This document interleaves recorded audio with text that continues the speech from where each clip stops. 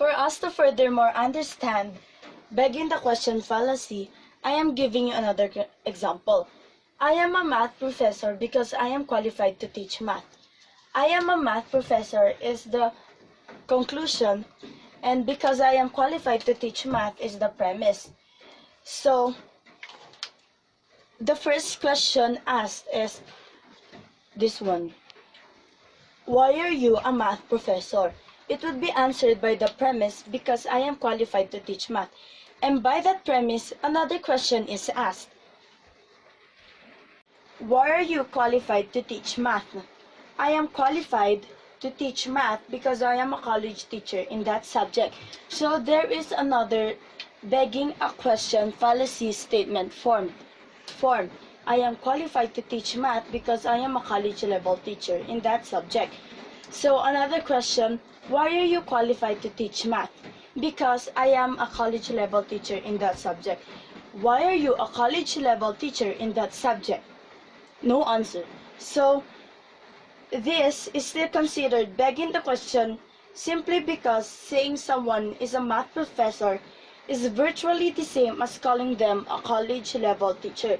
So a math professor is the same as calling them a college level teacher in that subject.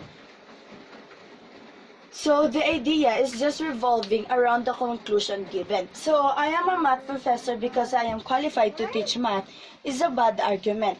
How could we make it to a good argument? It is simply by stating a fact that could support I am a math professor. This example that I would be giving you could be a good argument. I am a math professor because I completed graduate studies in that subject and communicate the information to those with less knowledge. It's a good argument because I am a math professor is the conclusion.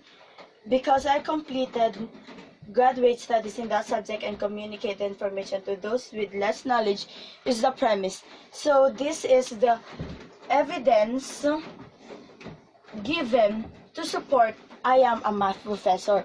So, why are you a math professor? Because I completed graduate studies in that subject and communicate the information to those with less knowledge. So, the question asked earlier is answered clearly. So, that is avoiding begging the question fallacy. Begging the question fallacy is my report. So I hope now you understand what begging the question fallacy is.